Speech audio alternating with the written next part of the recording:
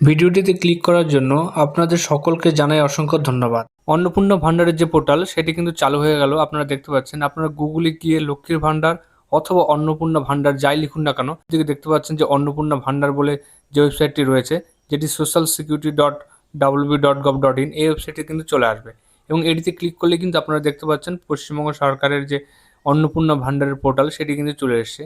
এটি কিছুটা দেখতে কিন্তু লক্ষ্মীর ভান্ডারের মতোই, সমস্তটা কিন্তু একই রয়েছে, শুধু কিন্তু নাম এবং রং এবং পেছনের ছবি কিন্তু পরিবর্তন হয়েছে।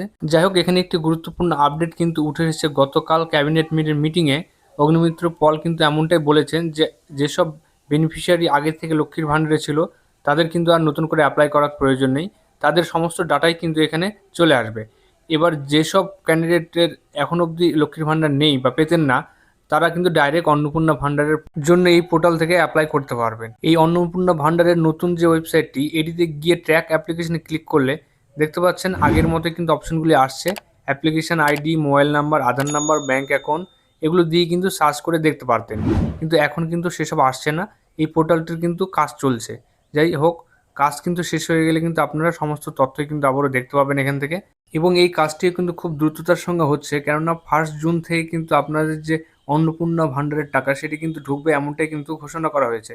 তাই আর বেশি দিন কিন্তু সময় নেই, মাঝখানে কয়েকটা দিন, এর মধ্যেই কিন্তু পোর্টালটা রেডি করে পুরো আপনাদের ফার্স্ট পেমেন্ট সেটি কিন্তু দেওয়া হবে। এছাড়াও মুখ্যমন্ত্রী কিন্তু ঘোষণা করেছেন এই পোর্টাল থেকে কিন্তু নতুনরাও অ্যাপ্লাই করতে পারবেন, সেটিও কিন্তু চলে আসবে এই অপশনটি।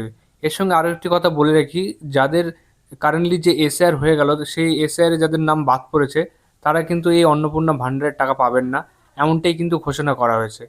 এর সঙ্গে যারা ট্রাইব্যুনালে অ্যাপ্লাই করবেন অথবা সিএতে অ্যাপ্লাই করবেন, তারা কিন্তু লক্ষ্মীর ভান্ডারের জন্য অ্যাপ্লাই করতে পারেন, এমনটাও কিন্তু ঘোষণা করা হয়েছে সরকারের পক্ষ থেকে। যাই হোক, এটি কিন্তু ছিল একটি গুরুত্বপূর্ণ আপডেট, যেটি অন্নপূর্ণা ভান্ডার নিয়ে। এর পরবর্তীতে অ্যাপ্লিকেশন যদি শুরু হয়, অবশ্যই সেদিকে আমাদের নজর থাকবে।